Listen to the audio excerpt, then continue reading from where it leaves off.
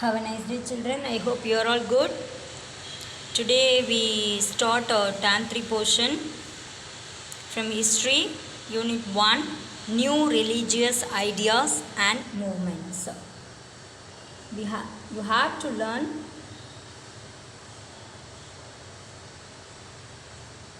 about devotional movement of Alvars and Nayanmas, Advaita philosophy of Adi Sankara and Vishishtavaita of Ramanuja. This one is the Advaita philosophy. Then Bhakti cult in northern India and its prominent exponents. Interaction between Hinduism and Islam leading to the birth of new cults, notably Sufism. Then teachings of Kabir and Guru Nanak. Then last one is impact of Bhakti movement. Okay, we go to the lesson. Introduction. First one is introduction. Medieval India saw an extraordinary production of devotional poetry which were not restricted to one particular religion but inspired by different religious movements. These movements held the view that total devotion, that is bhakti, devotion means bhakti, to God could save man from the pitfalls of life and earn him salvation.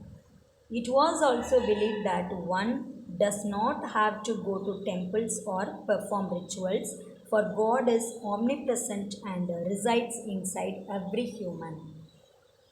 The Bhagavad Gita proposed that the path of Bhakti Marga, that is the path of Bhakti, is superior to the two other religious approaches, namely the path of knowledge, that is jnana, and the path of rituals and good works, that is karma, providing inspirations to the exponents of Bhakti cult. Okay, we will see about Bhakti movement, that is beginnings. The Bhakti movement or the resurgence of devotional practices started in Tamil Nadu around 7th century AD. It included reciting the name of the god or goddess, singing hymns in their praise, wearing religious marks or carrying identity emblems, and undertaking pilgrimages to sacred places associated with the deity. Sufis believed that realization of God can be achieved only through passionate devotion to God and intense meditation. Sufis were of the view that this type of meditation would enable the devotee to understand the true nature of God. They argued that doing so would liberate the devotee from all worldly bonds and help them become one with God. Several mystical religious movements in both Hinduism and Islam had no hesitation to freely include elements of different faiths in their teachings. There is only one God, though Hindus and Muslims call him by different names by stated Haridasa. Next, devotional movement in Tamilagam, Alvas and Nayanmas. The Alvas, the Vaishnavite Bhakti sages and the originators of Bhakti cult, and the Nayanmas, the worshippers of Shiva or the Saivites, composed devotional hymns in Tamil language dedicated to their respective gods. Shiva Bhakti is associated with Shiva's manifestations on earth.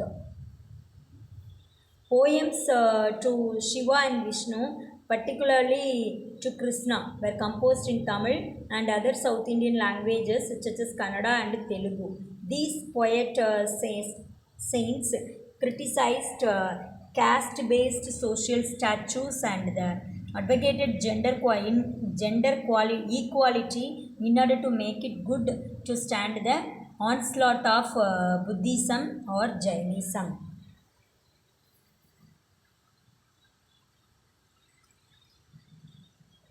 Vishnu Bhakti.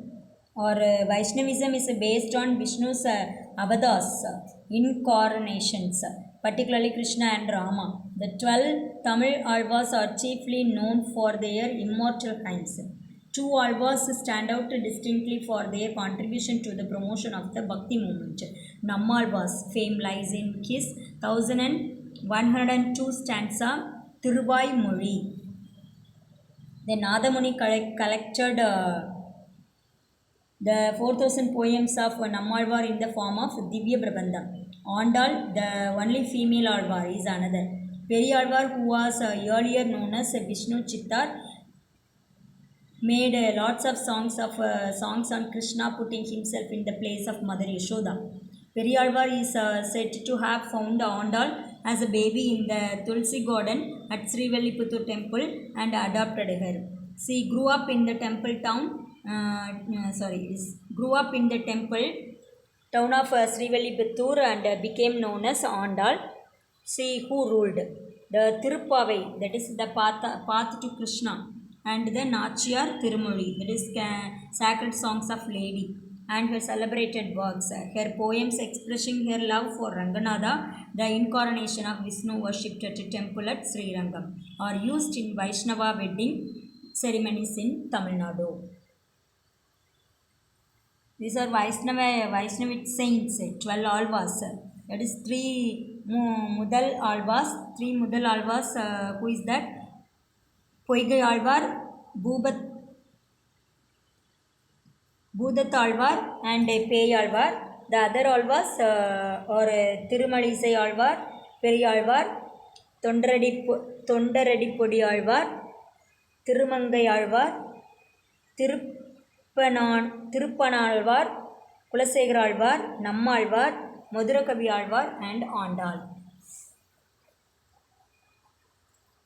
Saivati saints, 60 Nayanmars. There are 63 legendary Nayanmars, among them Jnanasambandar, Appar and Sundarar, that is also called the trio, are worshipped as saints through their images in South Indian temples.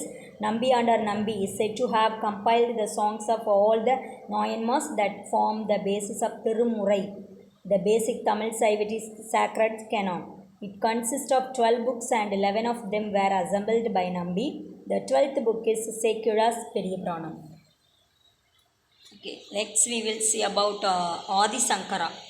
Adi Sankara preached the Advaita philosophy. The essence of this philosophy is that the soul, that is Atma, unites with the universal soul, that is the Brahma, through the attainment of knowledge. He set up Madas, centers of learning and worship at Badrinath, Puri, Dwaraka and Sringeri.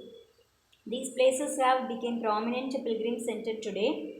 Shankara enthusiastically endeavored to restore the orthodox Vedic tradition without paying attention to the Bhakti movement of his time. His masterpiece is the commentary on the Brahma Sutra, which is a fundamental text of the Vedanta school.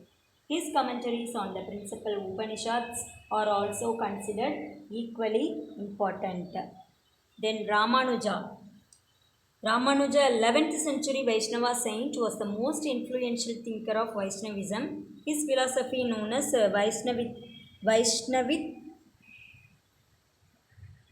Vashishtaveda, proclaims that the soul retains its identity even after uniting with Brahma. After a long pilgrimage, Ramanuja settled in Srirangam. Ramanuja articulated ideas of the social equality and condemned caste-based restrictions on entering the temples. He established centers to spread his doctrine of devotion, Sri Vaishnavism, to God Vishnu and his consort Lakshmi. In the 16th and 17th century, Vaishnavism spread across India. The Vadakalai Vaishnavism originally flourished around Kanchipuram, which was the popular center for Sanskrit learning. Tengalai Vaishnavism centered on Srirangam. Vadakalai sect focused on Vedic literature, which is written in Sanskrit. The Tengalai sect stressed the importance of Divya Prabandhams written by the 12 Alvas in Tamil. Bhakti movement in North India. While dealing with the religious movement of the 14th and 15th centuries in northern India, one has to keep in mind the two very different attitudes which Hindu religious leaders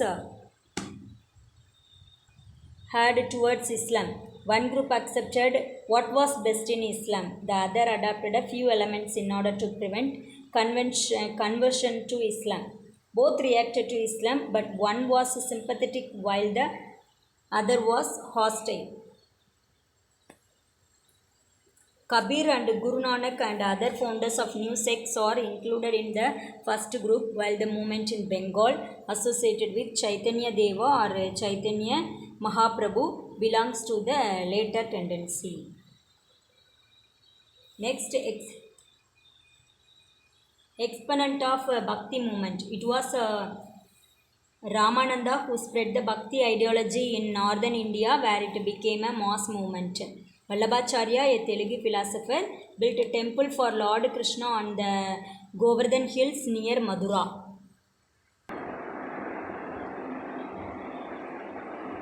Surdas, a blind poet and musician, was associated with this temple as well as that of Agra.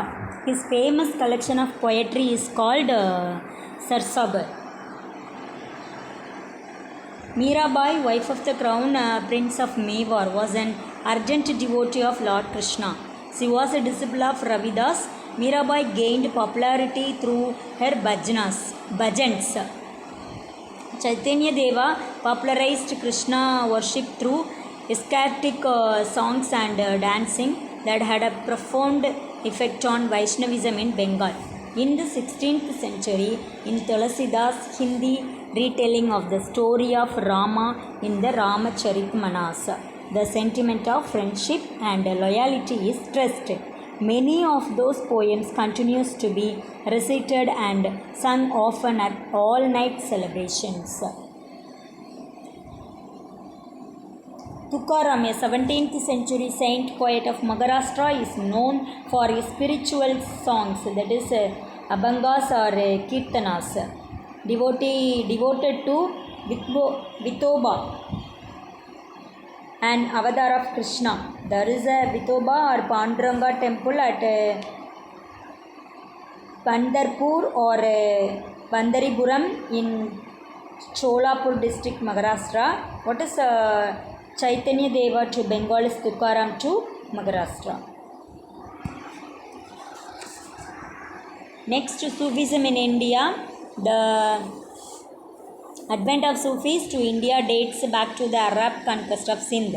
It gained prominence in the 10th and 11th centuries during the reign of the Delhi Sultans. Sufism adopted many native Indian concepts such as yogic postures, music and dance. Sufism found adherents among both Muslims and Hindus. The word Sufi takes its origin from Saf, meaning wool.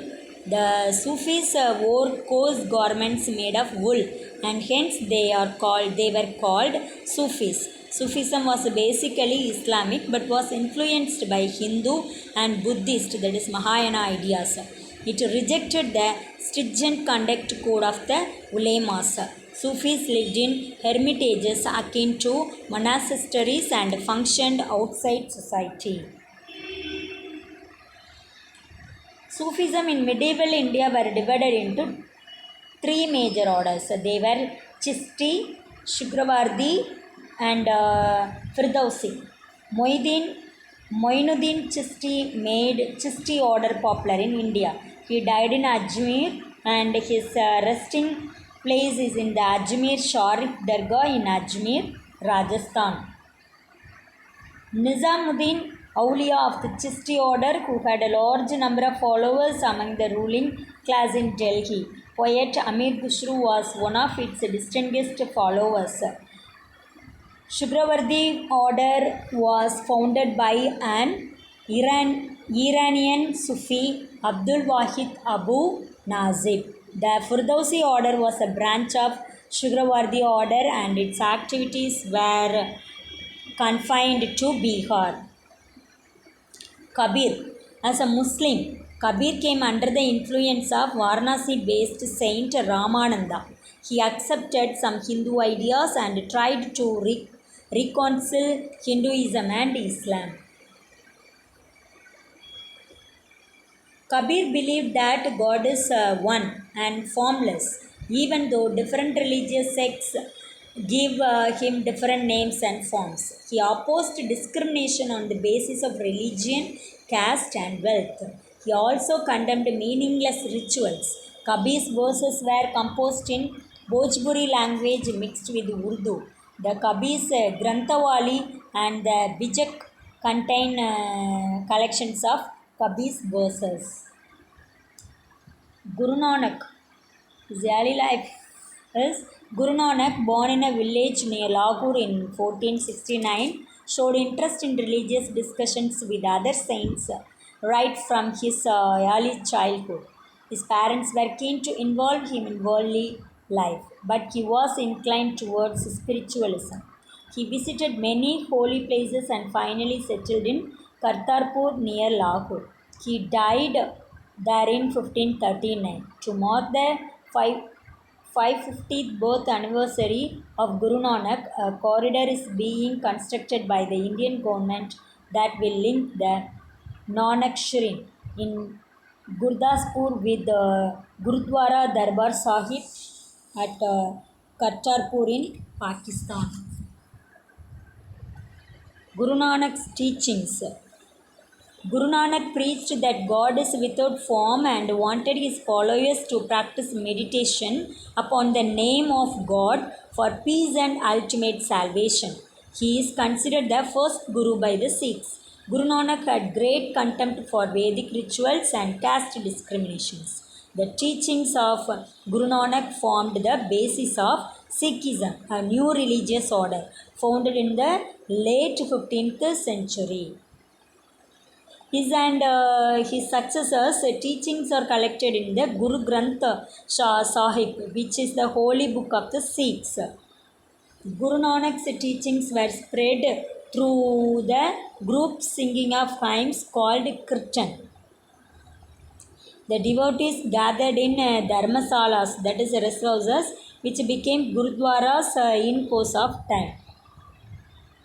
Guru Nanak nominated his disciple Lahina to succeed him as a guru. Following the president, the successors are named by the incumbent Sikh guru. At the time of Guru Gobind Singh, the custom of Pahul, that is the baptism by sweetened water stirred with the dagger, was introduced. Those who got baptized became members of a disciplined brotherhood known as the Khalsa, that is meaning the pure. The men were given the title Singh, that is lion. Every member of the Khalsa had to have 5 distinctive things on his person. These were kesh, that is uncut hair; khanga, that is comb; kirpan, that is dagger; kada, that is steel bangle; and kachra, underpants. After Guru Gobind Singh, the holy book Guru Granth Sahib is considered the Guru, and its message is spread by the Khalsa. The last is impact of the religious or Bhakti movement. Vedic Hinduism was regenerated and thus saved from the onslaught of Islam. The Islamic tenets, unity of God and universal brotherhood, emphasized by the saints, promoted harmony and peace. Bhakti was a movement of the common people. It used the language of the common people for its devotional literature. Bhakti movement opened up space for Indian languages to grow. It stimulated literary activity in regional languages. What sustained Sanskrit despite its decline during this period was the support extended by the rulers of Hindu kingdoms. Tamil was the only ancient Indian language remained vibrant during this period, but the ethos of Tamil literature in medieval time had changed. In the classical period, it had secular literature depicting the everyday life, its joys and sorrows, but under the influence of devotional cults, its emphasis shifted to religion and religious literature. Caste system and social disparities came to be criticized. Students, let's recall what we have learned. There is the Bhakti movement is explained.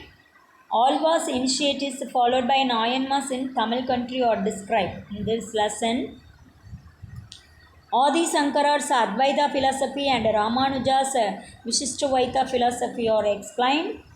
The devotional paths of saints, notably Tulsidas and Mirabai in northern India and Chaitanya Deva in Bengal, are examined. Mutual influence of Islam and Hinduism and birth of Sufism, Sikhism, and mystical Hinduism are discussed in brief.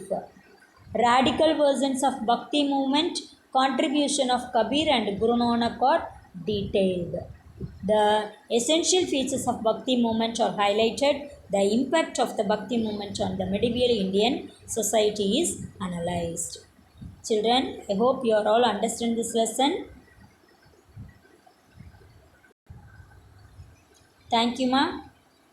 Let's see the book back question and answer. Pause the video to note down the question and answer.